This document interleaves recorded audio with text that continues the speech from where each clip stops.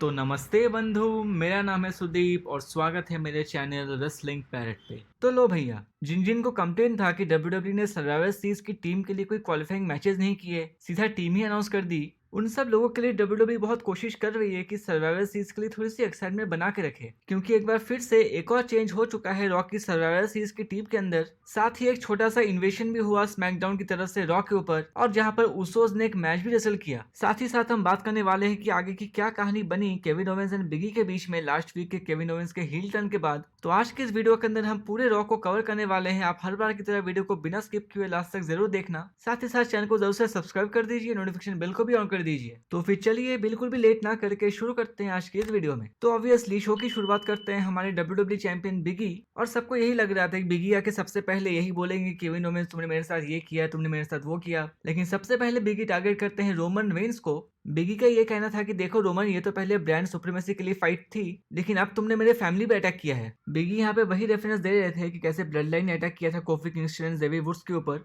अब क्योंकि रोमन ने बिगी के फैमिली पे अटैक किया है, तो बिगी रोमन को बिल्कुल भी नहीं छोड़ने वाले सर्वाइवर सीरीज के अंदर। लेकिन उसके बाद बिगी कहते हैं कि चलो वो तो संडे की बात है, लेकिन आज मंडे है और अब हम बात कर लेते हैं केविन ओवेंस के बारे में। और उसके बाद केविन ओवेंस को बिगी बुलाते हैं। केविन ओवेंस जरा सा भी लेट ना करके बिगी के पास आते हैं और केविन ओवेंस आके कहते हैं कि देखो बिगी, मैं जब से रॉ में आया हूँ तब से मैं 3 कंटिन्यूअस वीक में मैचेस हारा हूँ, और लास्ट वीक भी मैं तुम्हारी वजह से ही मैच हार गया। और इतना कुछ करने के बाद भी तुम मेरी बातों पे विश्वास नहीं कर रहे हो, और ना ही कि बैक स्टेज में कोई लोग कर रहे हैं। और वो तो होना ही है क्योंकि तुम सबके हीरो हो यहाँ पे, सब कोई तुम्हें बहुत प्यार करते हैं, तो तुम जो भी बोलोगे वो लोग वही विश्वास करेंगे। लेकिन अब इन सब से कुछ फर्क नहीं पड़ता और आगे जो कुछ भी होगा सब कुछ तुम्हारी फॉल्ट होगी। और बिगी को ऐसा धमका के केविन ओवेंस वहां से निकल जाते हैं। लेकिन भाई बिगी को तो बदला लेना ही था उनके अटैक का, तो वो पीछे पीछे केविन ओवेंस के भागते उनको पकड़ने के लिए। लेकिन तभी वहां पे आउट ऑफ नोवे आ जाते हैं उसोस, और उसोस यहाँ पे आके अटैक करने लगे बिगी के ऊपर। और आपको पता है कि उसोस है स्मैकडाउन टैग टीम चैंपियंस, तो ऑब्वियसली यहाँ पे समझ में आ ही गया था कि बिगी को बचाने कौन आने वाला है। विडल भागते हुए आते हैं और विडल सेव करते हैं बिगी को आके। एंड अगेन यहाँ पे दो सुपरस्टार्स की टीम बन गई थी,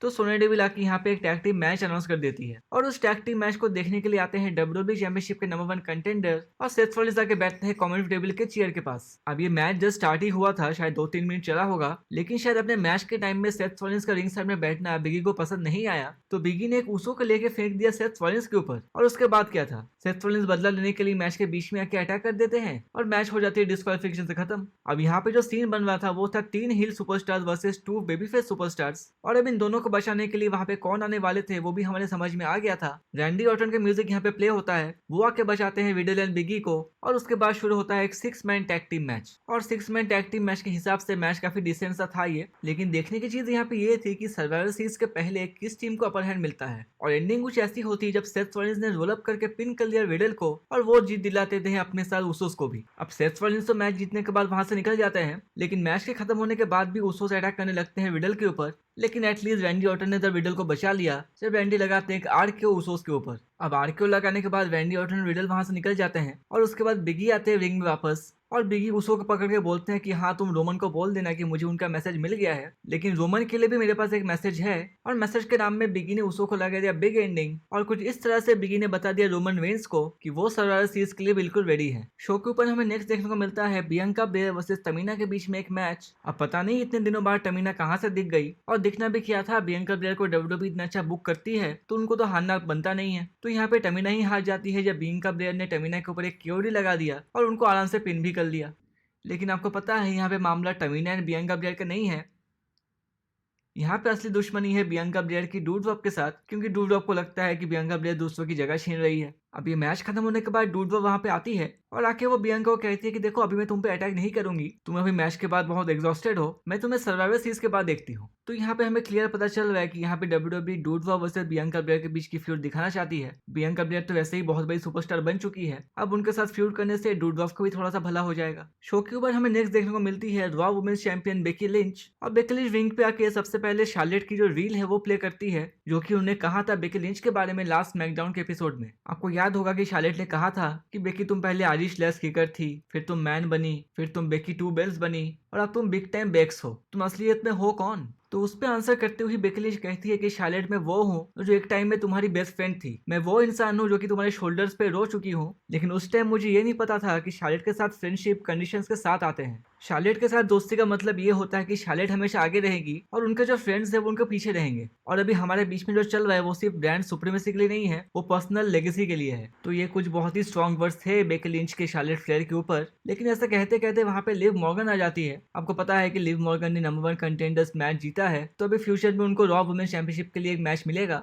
और लिव मॉर्गन आके कहती है कि बेकी तुमने लास्ट वीक मुझे देखा ही नहीं, तुम तो मुझे बाईपास करके चली गई। तो उस पर बेकी कहती है कि हाँ मैं तुम्हें थोड़ा सा लाइमलाइट दे रही थी जो कि तुम्हें जिंदगी में कभी मिला नहीं है। और उसके बाद बेकी लिंच एक रील प्ले करके दिखाती है जिसके अंदर लिव मॉर्गन ने कहा वो होता है कि जब बेकी लिंच अपने प्रेगनेंसी के बाद रॉ को छोड़ रही थी तब बेकी लिंच ने लिव मॉर्गन से कहा था कि जब तक मैं वापस आऊंगी तुम वुमेन्स चैंपियन बन चुकी होंगी। और अब बेकी कहती है कि देखो मैंने तुमको ऐसा बोला था लेकिन तुम अभी तक वो नहीं बन पाई हो, और इसलिए मैंने तुमको ऐसा बोला था कि मेरे जाने के बाद तुम बनना, क्योंकि जब तक मैं यहाँ पे हूँ तुम तो चैंपियन बनने से रही। अब इसी वर्ड एक्सचेंज के अंदर Liv Morgan B word use कर लेती है बेकी लिंच के ऊपर, जिसपे ऑब्वियसली बेकी लिंच थोड़ी सी चिढ़ जाती है और वो जाती है मैन हैंडल स्लैम लगाने के लिए। और लिव मॉर्गन उसको जैसे जैसे काउंटर कर देती है और बेकी लिंच रिंग के बाहर चली जाती है। तो यहाँ पे डब्ल्यूडब्ल्यू ने 2 खेल खेल लिए, शार्लेट फ्लेयर के साथ सर्वाइवर सीरीज की मैच के लिए थोड़ी सी हाइप भी बना दी और उसके बाद लिव मॉर्गन के साथ जो बेकी लिंच की फ्यूड चलने वाली है उसको भी थोड़ा सा हवा दे दिया। नेक्स्ट हमें एक टैग टीम मैच देखने को मिलता है street profits versus alpha academy के बीच में, और ये मैच सचमुच मेरे एक्सपेक्टेशन से बहुत अच्छा मैच था।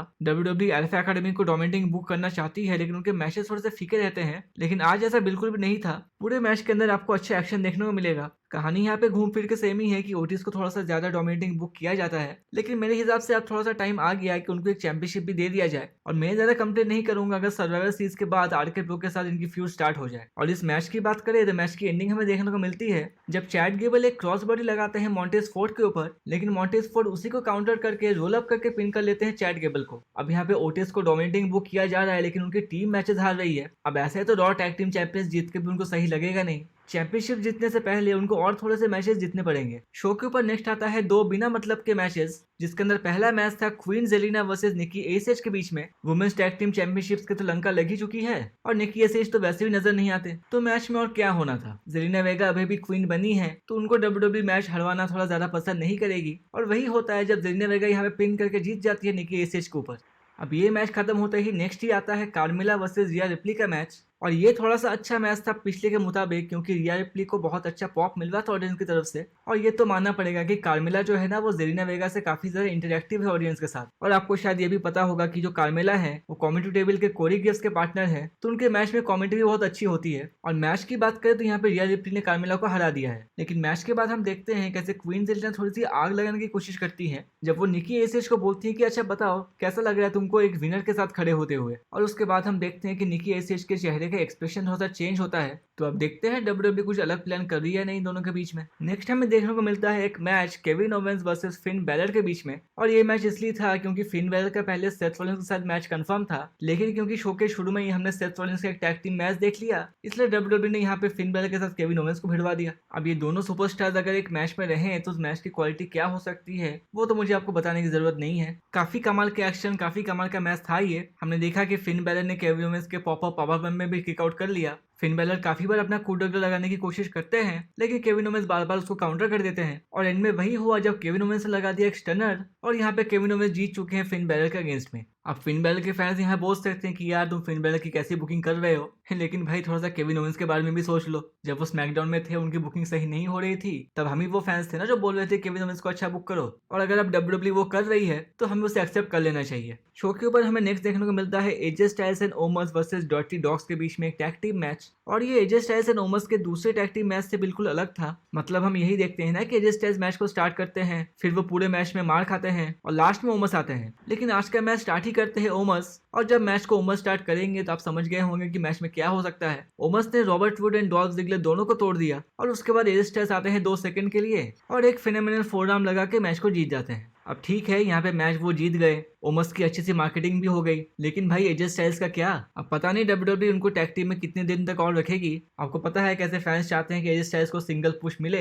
लेकिन शायद डब्ल्यूडब्ल्यू उसके लिए थोड़ा सा और वेट कर रही है। शो का मेन इवेंट आता है Rey Mysterio versus Bobby Lashley के बीच का एक मैच, और यहाँ पे यही था कि बाप बेटे का बदला लेने आए हैं। अब क्योंकि ये मैच मेन इवेंट में था तो मुझे एक आउटसाइड चांस लग रहा था कि क्या पता इसी मैच के अंदर हमें डोमिनिक मिस्टीरियो का हील टर्न देखने को मिले। हम कुछ दिन से सुन रहे थे ना कि बहुत जल्द ऐसा होने वाला है, लेकिन आज तो हमें वैसा कुछ देखने को नहीं मिला। मैच वैसा ही हुआ जैसा कि होना था। बॉबी लैशली हर्ट लॉक लगा के मैच को जीत जाते हैं, लेकिन हमें बाद में समझ में आया कि ये वाला मैच मेन इवेंट में क्यों था, और यहाँ पे देख ऐसा लग रहा है कि जो WWE के ऑफिशियल है एडम पियर्स, उनका एक तरह से हील टर्न हो चुका है, क्योंकि मैच के बाद हम देखते हैं कि रे मिस्टीरियो को मेडिकल स्टाफ आके अटेंड करते हैं कि वो ठीक है या नहीं बॉबी लैशली के हाथों मार खाने के बाद, और एडम पियर्स आके बोलते हैं कि देखो मैं चाहता हूँ कि रे मिस्टीरियो की हेल्थ सही रहे और रे मिस्टीरियो की हेल्थ को मद्देनजर रखते हुए मैं उन्हें सर्वाइवर सीरीज की टीम से निकालता हूँ। और ऐसा बोलते बोलते वहाँ पे ऑस्टिन थ्योरी आ जाते हैं और ऑस्टिन थ्योरी बन चुके हैं रॉ टीम के 5th मेंबर। तो लो यहाँ पे एडम पियर्स ने दोनों मिस्टीरियस को ही टीम से निकाल दिया। अब इसके पीछे आगे क्या कहानी चलने वाली है वो तो हमें बाद में पता चलेगा, लेकिन सीन यहाँ पे यही है कि रॉ की टीम में जो इनिशियल नाम अनाउंस हुए थे उनमें से 2 सुपरस्टार चेंज हो चुके हैं और अब अपकमिंग स्मैकडाउन के एपिसोड में भी एक मेंस टीम से और एक वुमेन्स टीम से पार्टिसिपेंट ऐड होने हैं। मेंस टीम से तो एक रूमर चल रहा है कि हो सकता है कि शेमस ऐड हो जाए, लेकिन वुमेन की सर्वाइवर सीरीज टीम के अंदर कौन ऐड होता है वही हमें देखना है। और अगर WWE चाहती है कि सर्वाइवर सीरीज को और थोड़ा सा बड़ा पीपीवी बनाया जाए तो हो सकता है WWE टीम के अंदर कुछ बड़े नाम भी अनाउंस कर दे। तो आज की ये वीडियो यहीं तक की थी। अगर आपको ये पसंद आई हो तो इसको लाइक या शेयर करना ना भूले। इसके साथ साथ चैनल को सब्सक्राइब करके नोटिफिकेशन बेल को भी ऑन कर दीजिए ताकि आपको रेसलिंग से जुड़ी हर न्यूज, अपडेट्स और इवेंट्स की जानकारी इस चैनल पे मिलती रहे। तो ठीक है बंधु, मिलते हैं आपसे अगले वीडियो में।